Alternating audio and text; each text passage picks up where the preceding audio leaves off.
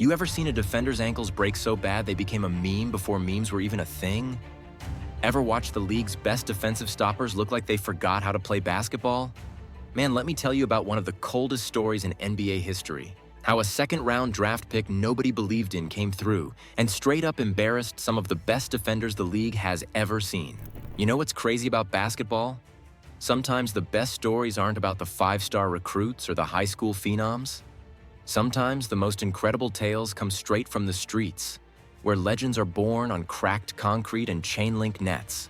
This is one of the wildest stories you'll ever hear.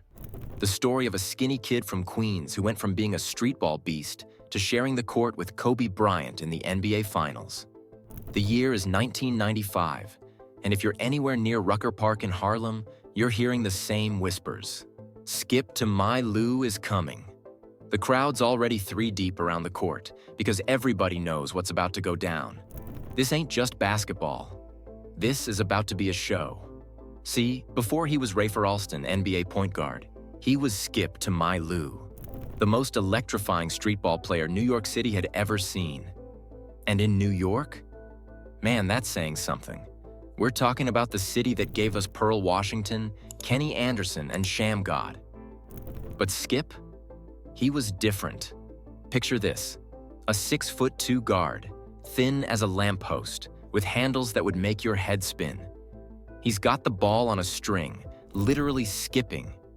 Yeah, skipping.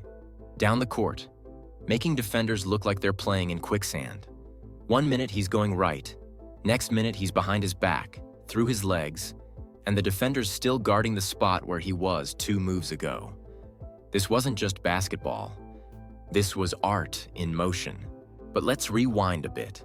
Before he was Skip to My Lou, he was just Rafer Alston, a kid from the South Jamaica houses in Queens. Growing up in the late 80s and early 90s, life wasn't easy. This was the crack era, when Queens was rough, and a lot of kids didn't make it out. But Rafer? He had 2 things going for him, a basketball and an obsession with being the best. Every single day, rain or shine, summer or winter, you'd find young Rafer out there practicing. Not just playing, practicing. See, that's what people don't get about streetball players. The best ones? They're not just naturally gifted. They're straight-up basketball scientists. Rafer would spend hours perfecting a single move, understanding exactly how to shift his weight, how to sell the fake, how to make defenders bite. By the time the N1 mixtape tour came calling, Skip to My Lou wasn't just a player. He was a movement. The first tape dropped, and basketball culture was never the same. You had kids in gyms across America trying to skip down the court, trying to recreate those impossible handles. But here's what made Rafer different from other streetball legends. He wasn't content with just being a mixtape hero. While he was breaking ankles at Rucker, Rafer was also putting in work at Cardozo High School in Queens. Then it was off to Ventura College in California, where he started showing that his game wasn't just about flash. This dude could really play. We're talking about a point guard who could run an offense, see plays before they developed, and still drop 20 if you needed him to. 1998 NBA Draft. Most streetball legends never make it this far. But Rafer? He heard his name called in the second round by the Milwaukee Bucks. Now, this is where most people would tell you the story gets boring, that Rafer had to tone down his game for the NBA. But that's not what happened at all. Sure, those first few years were rough. The Bucks, the Raptors, back to the NBA Development League. Rafer was bouncing around like a basketball off the rim. But here's what's wild. He never lost himself. Watch those early games. You'd still see flashes of Skip to My Lou.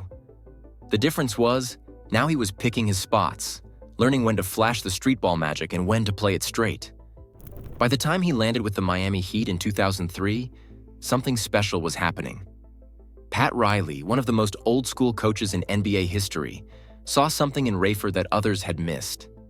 He saw a floor general who could control the game's tempo while still keeping defenders on their heels.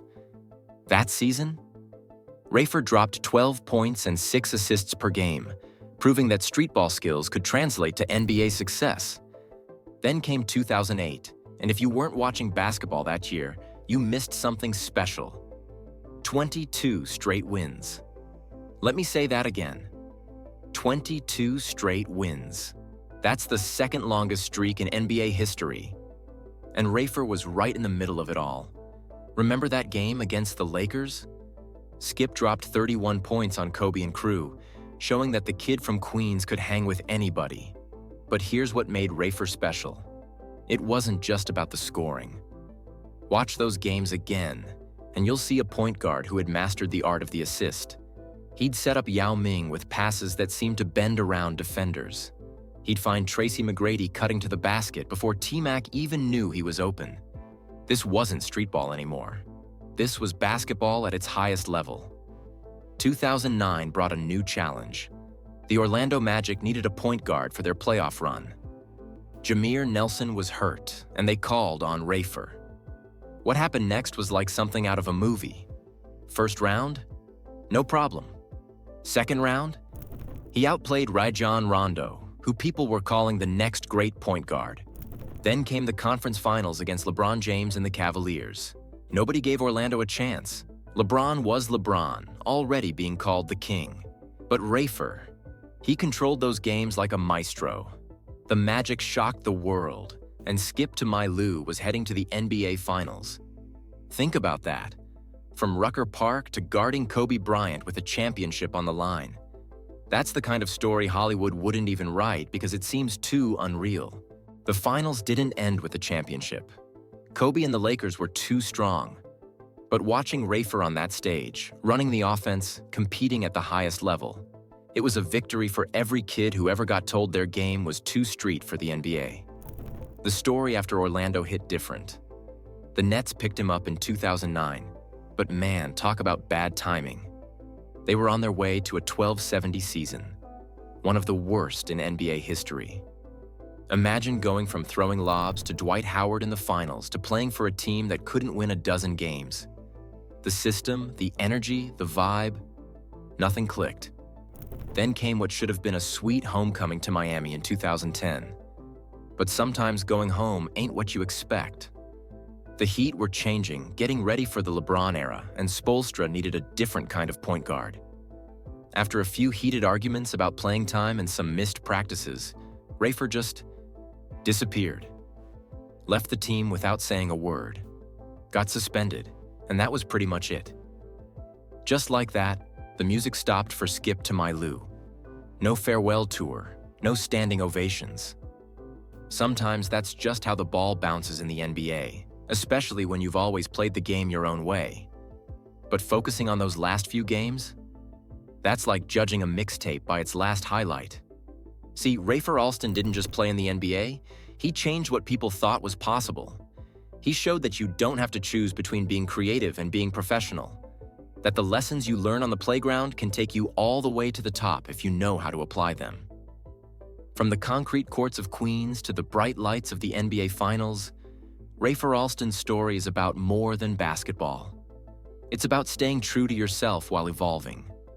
It's about proving that there's no single path to success.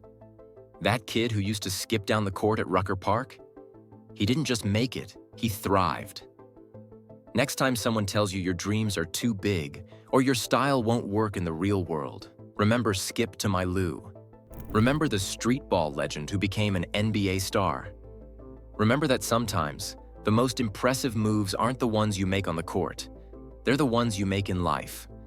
Because in the end, Rafer Alston didn't just play the game, he changed it. And somewhere right now, on a playground in Queens, there's another kid working on their handles, dreaming of following in Skip's footsteps. And thanks to Rafer Alston, they know it's possible.